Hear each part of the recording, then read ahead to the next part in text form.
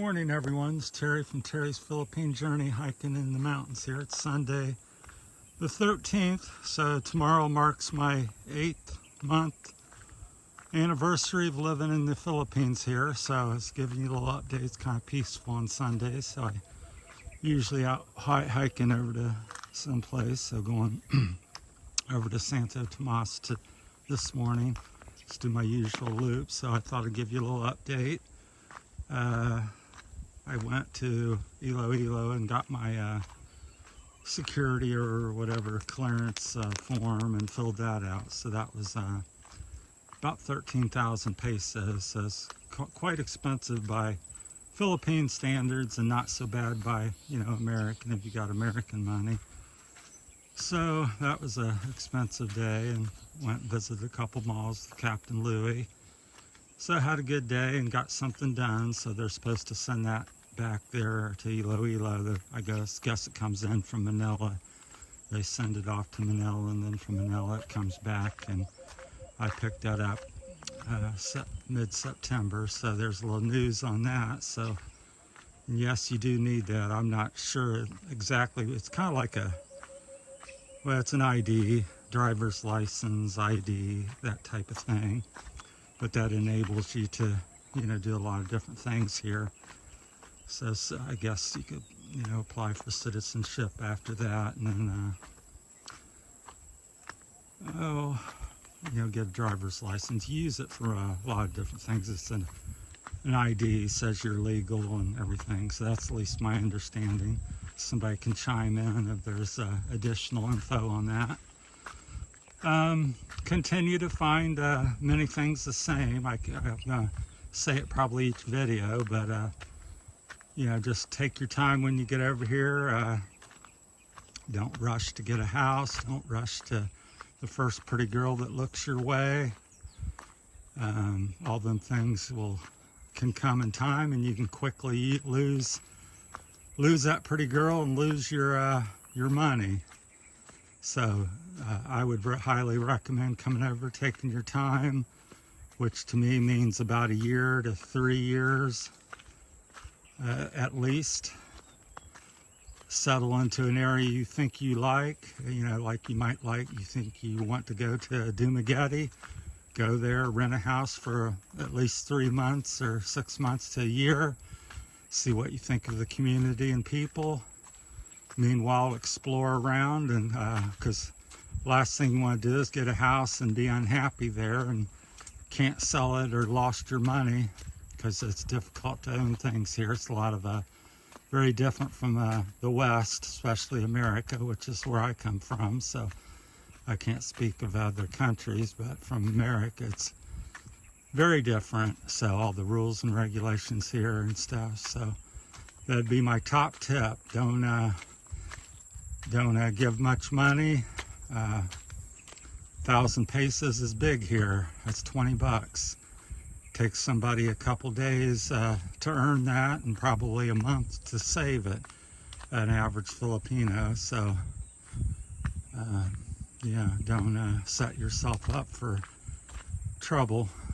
So that would be my 2 cents on that. So I keep bringing that up. So other than that, I think people have been friendly here towards me the 8 months. Made lots of connections.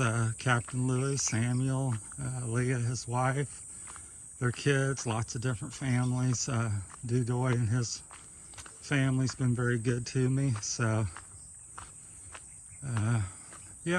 so it's been good in that regards.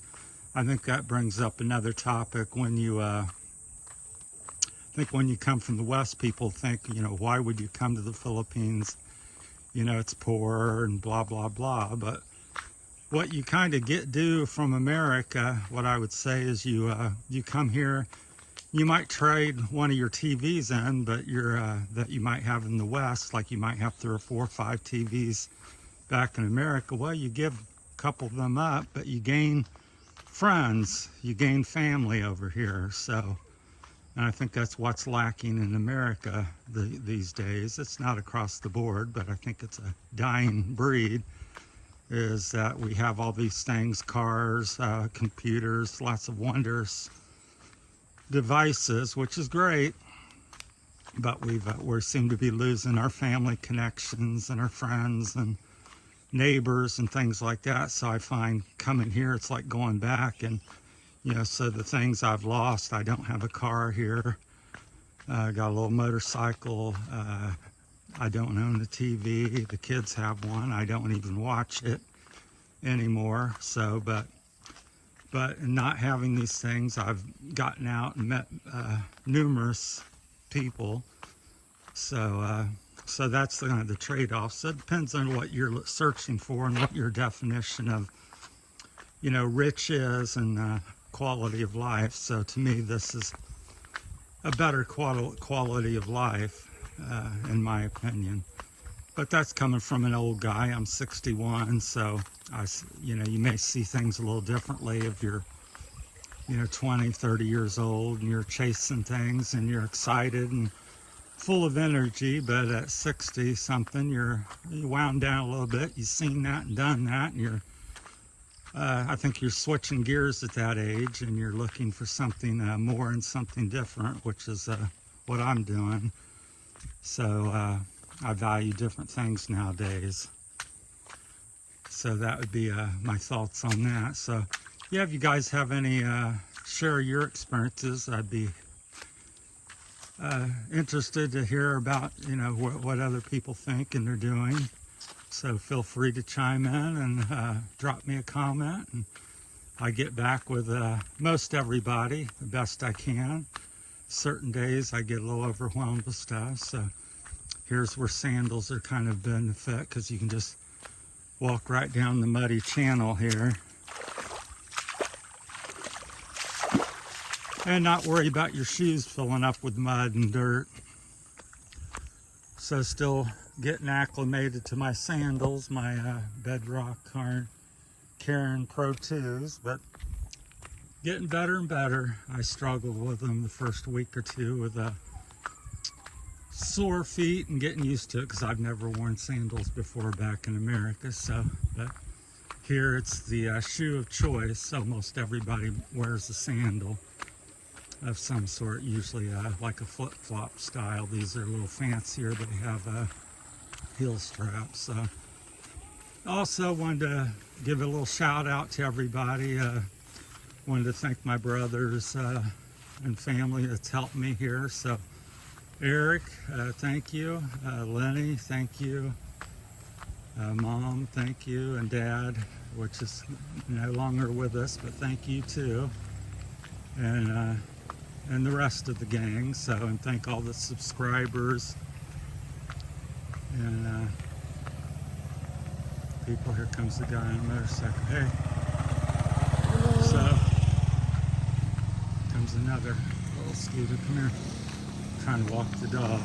So yeah, like I said, people come up here and use this as a road, and it is a road. So this is the way they get to their homes up in the province. There's a place there, so that's there's dozens and dozens of homes like that out through here off of this little trail or road, depends what you would call it. Back in America, this would be more like a trail. So, but they drive their trikes and sometimes cars, but mostly it's motorcycles. And my go back, so thank you everybody, and I appreciate everybody. Just wanted to say that to people, so I don't think we say it and think of others as much as we probably should. So thank you for that. As far as cost of living, pretty consistent for me. I'm right around $750 a month.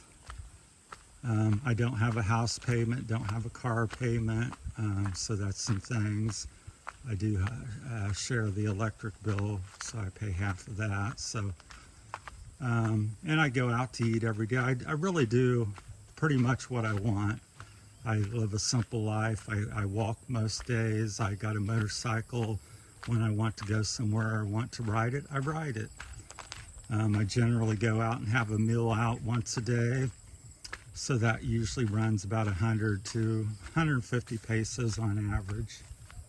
So they're doing some rice fields here. There's somebody chopping up in there. You can kind of see them in the blue shirt or something. So, but they're just refurbished all these rice fields down through here, so it's pretty cool.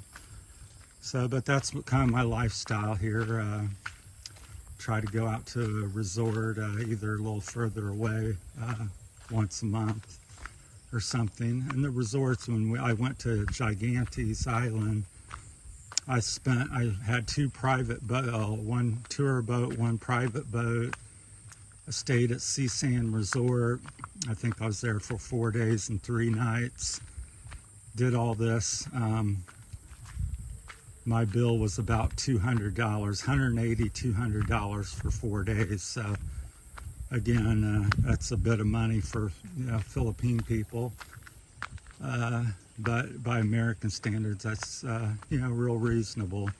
I think a trip like that in America would cost $2,000 or $3,000, $4,000. Just depends on what you do. I ordered to have a kind of a person come over and get us food every day, 3 meals a day, whatever we ordered, and sit at the beach. Had a big big room, probably 15 by 15 with 2 beds in it, aircon, nice bathroom.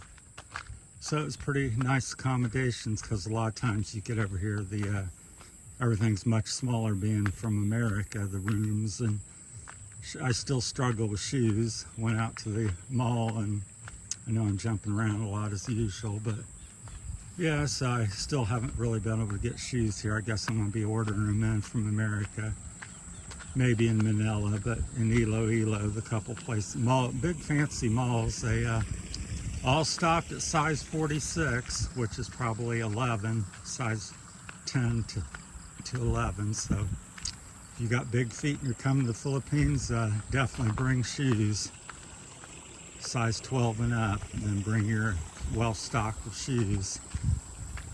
So I think that's kind of it on the update. I know I could probably talk another hour, but we'll let that go for here. So, and appreciate it. We'll be giving you an update in 3 or 4 more weeks. Thanks for watching, everybody. Take care. Have a blessed day.